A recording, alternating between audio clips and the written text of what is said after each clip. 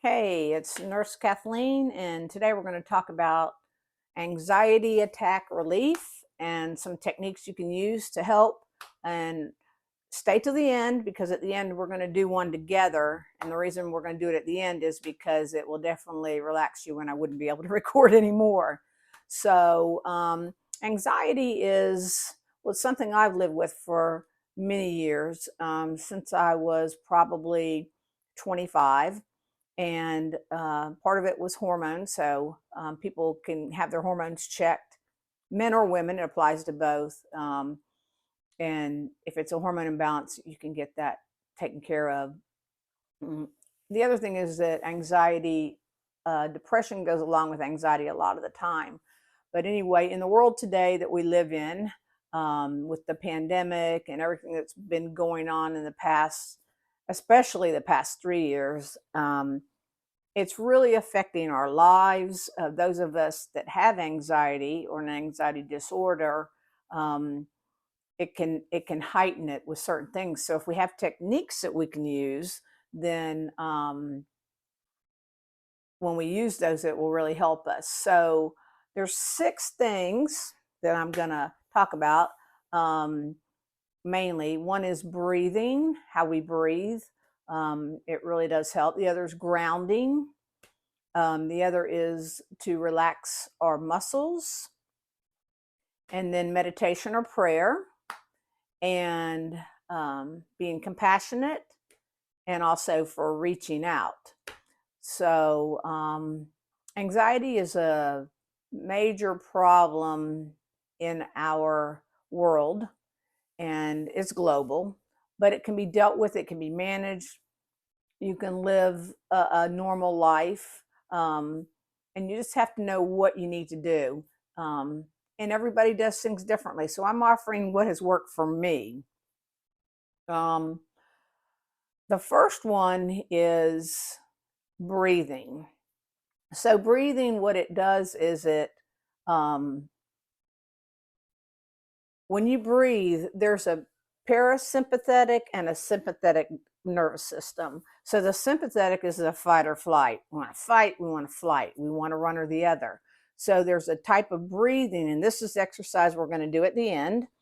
Um, Actually brings it calms your central nervous system, and it helps relax you. It stimulates the vagus nerve, and so there's a lot of benefits in breathing. And people have different techniques out there. I'm going to tell you the one that works best for me, and we're going to do that at the end. Grounding is something that it interrupts our body's response, our fight or flight or anxiety or panic response.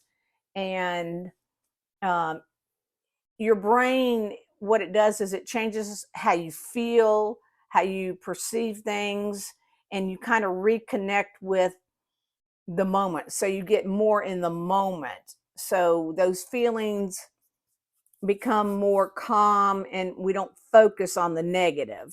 Um, so a lot of people say that, even like fear is false evidence appearing real. But if it feels real to you, then, and you've had anxiety before, you definitely understand how this works. With grounding, there's 5 things that you do, and you count down 5, 4, 3, 2, 1. So what it does is you focus on your senses, and say I was having anxiety right now. What I would do is I would pick 5 things that I could see. So I would look around the room and specifically look at that object, think about it for a second, look at another object, and do that with 5 things. Then I would go to the 4 things that I could touch, that I could actually touch. Some people will get up and touch them. Sometimes anxiety, if it's really heightened or it's kind of like panic, you might not want to move at that particular time, but some people do. So it's up to you what works best for you. So 4 things that you can touch. So you look and then say you touch the pot, the teapot, or you touch this. That's number 2, right? And then you touch the glasses, and I touch the oversized pillow here. So that's 4 things. So that just took my mind to touch 4 things. And then 3 things that you can hear. So, for example, right now I can hear the birds outside. I can hear the fan blowing overhead. I can hear my cat over there scratching herself. So, those are 3 things I can hear. And then 2 things I can smell. So, I can smell my diffuser with the oil that calms me down. And I can also smell the tea that I have here in my cup. And then the last thing is one thing that you can taste. And so whether you taste what's in your mouth right now, say you're sucking on a peppermint or chewing gum, or you take a drink of something, whatever you can taste. So that's what grounding is. And again, it brings you back into the moment. And so grounding is a real good technique to use as well. So the third one is to relax your muscles. And so you do it isometrically. And so that means you're not lengthening or shortening a muscle, you're not moving a joint. So isometric is like tightening. So you start at your feet and you work your way up. And I find it's best like if you're lying down comfortably and you know you're just lying there, and then you just tighten the muscles in your feet and you hold it for so many seconds, whatever's best for you, and then you loosen them. And you could do that, say, 2 or 3 times. Like I said, everybody's different, so you have to think what's best for you. And then you work your way up, from your calves to your thighs and your hamstrings, to your buttocks, your stomach, your arm, all the way up. And even in your face, you can tighten the muscles in your face and then let them loose. And so that helps a lot because it relieves the tension in your body. So usually if you have anxiety, you're already tense. And so you're tensing up again like this. You tighten, and I'm holding, right? And now I loose. And I'm tighten again. And then I loose with my hands. So that works really well too. It just works really well. Number 4 is like meditation or prayer. So something that goes really good with this is also the breathing. So you can actually do them at the same time, or you can do the breathing first, and then as you're getting more and more relaxed, you go into your meditation or your prayer, however, whatever you want to call it. A lot of times when we get quiet, well, most of the time when we get quiet, we're going to have thoughts passing through our mind, right? Thoughts are going to pass through. Sometimes those thoughts are things that are from things that we were taught. They may be false beliefs or other things. And the thing is not to judge the thought as it goes through. It's to let it pass through with no judgment. And I know that's part of meditation more so than prayer. Prayer to me is like more active. It's like speaking to God or your higher power, or however you do it. But if you get yourself quiet, and the thoughts will come, and you just don't judge them, just let them go by. It does take practice. It took me a little while to learn how to do that. I had a holistic acupuncturist teach me that, and it took some practice. The other thing is self-compassion. We really, and I'm bad about this myself, so I can talk about it, can be hard on ourselves. Why am I having anxiety? I didn't do anything to cause this anxiety. Where did this come from? Why can't I be normal? Well, anxiety is a part of being normal, but there's anxiety that's normal anxiety. Like if I walk outside, like happened the other day, and a snake came up, and it was a snake that needed to be killed and all that. That anxiousness to take care of the snake. And I think it's an adrenaline rush. But anyway, that's different than just anxiety coming upon you. You don't know where it came from. Most of the time, those of you that have anxiety, and this applies to PTSD, this applies to, fear, panic, it's all kind of in the same category. You know that, when that happens, a lot of times we beat ourselves up, and the thing is that we have to remember, number one, we're not alone. Maybe a lot of people won't admit that they have anxiety or fear or depression. Like I said, depression goes with anxiety most of the time. And it's okay to feel this way.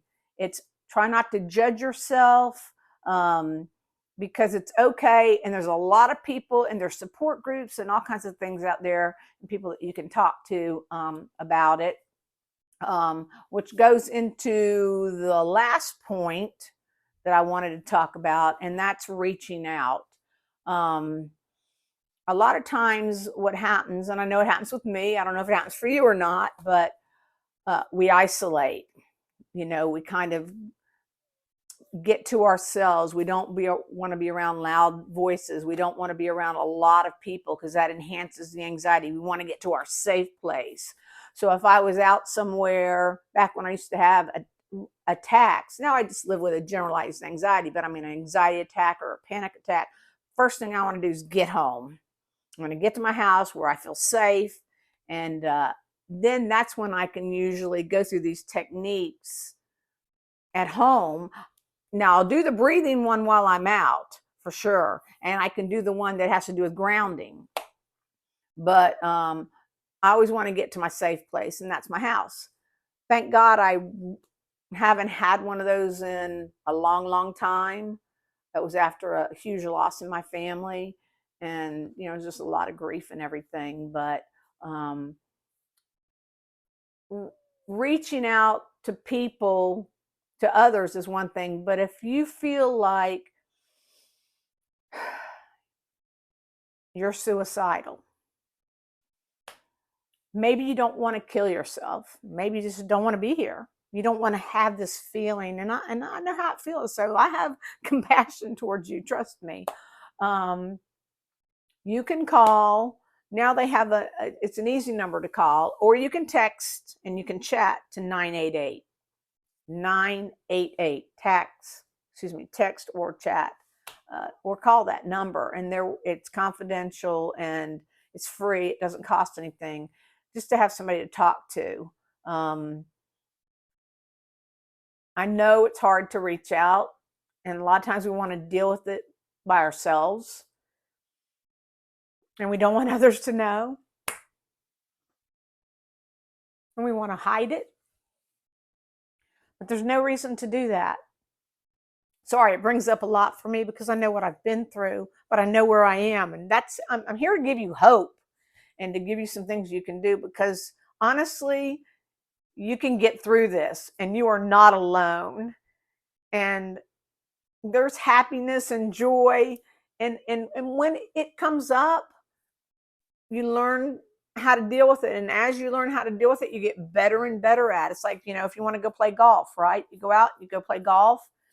And you're out there and you practice swinging, and you get better with practice. And so I just think that, practicing these things, knowing you're not alone, knowing there's help out there. And I am a medical professional. I'm a registered nurse of almost 3 decades, and I've worked mental health and all that before. But I'm telling you what works for me. But if you need, some people need to be on medication. What I was going to say also is, if you will text and give me your name, it could just be your first name, or you can even make up a name if you want, and your email, text the word anxiety, ANXIETY, to 678-736-6466. I've got some tools that you can print out for free, and also some things that I use to help me sleep, to help if I'm feeling anxious, like if I can feel there's things that are going on in the world, and there's people like us that are like that. It's called empathic. Um, and I can give you a list of those, and it's a free list, and you can even make up the name. I don't really care, but I want to give you the information, and obviously I can't go through all of it here. This video would be tremendously long. So, two main things to remember.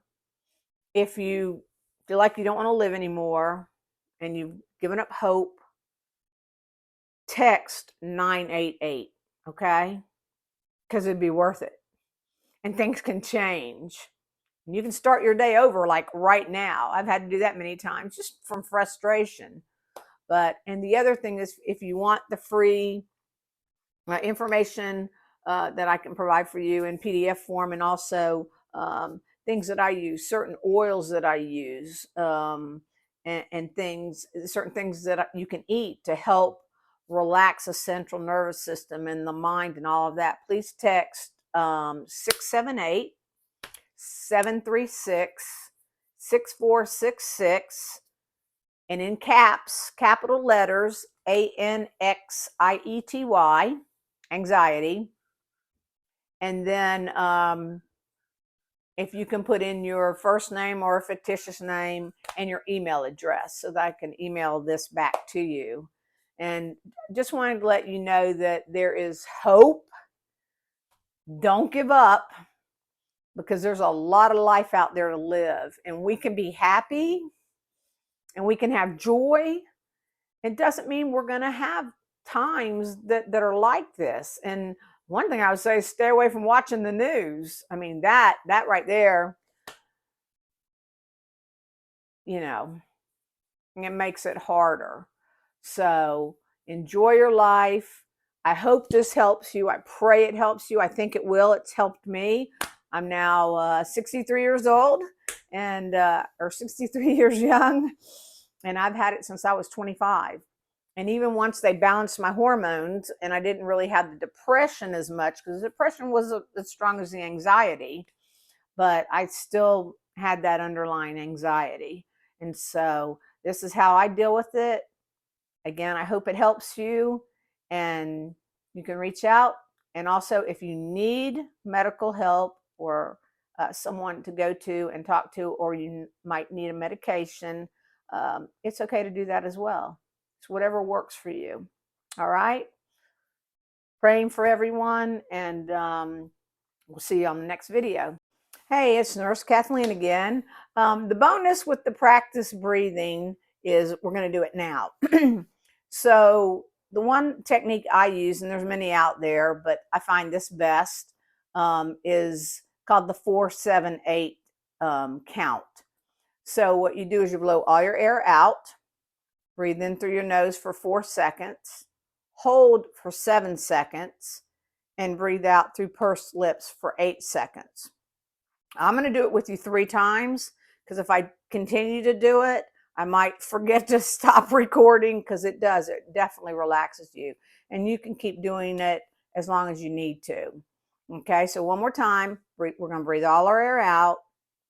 We're going to breathe in through our nose for a count of 4. We're going to hold for a count of 7. And then we're going to blow out for a count of 8. Okay, so I was going to hold up my fingers and try to count it down, but I'd rather you focus on your breathing. So when I blow out, I'll say we're blowing out. And then when I'm breathing in through my nose, obviously you'll see my chest rise. I'll make it extenuated, to make it see. And then you'll see the hold and then the breathe out. But you can watch me do it a few times, and then you just go for it on your own. Okay. So I'm going to start with blowing out, and here we go. And I'm going to do it 3 times.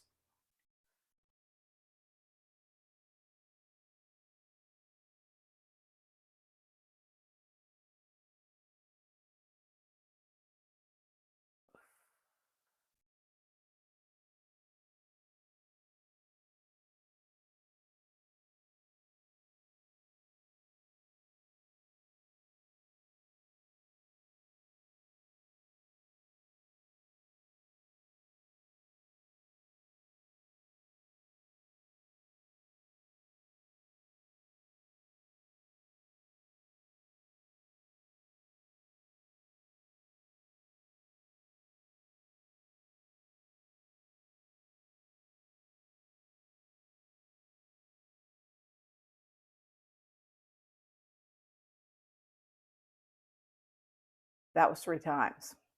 So I can already feel a shift. I can feel a sense of calming. I can feel a sense of grounding. Just everything in my body has shifted. If I did it 5 more times or something, I would just be so relaxed. So it definitely works. Again, if you can't hold for 7 seconds, maybe you can only hold for 6 seconds, or maybe you can only hold for 5 seconds. That's fine. And then blow out the 8 seconds. If you can only blow out for 8 seconds or 7 seconds or 6 seconds, just the pattern that you use, the numbers that you use. I use 4, 7, 8. You could do 4, 6, 4 or 4, 6, 6, how, whatever works best for you. But depending on, if you have any medical conditions or not. But that's how it works.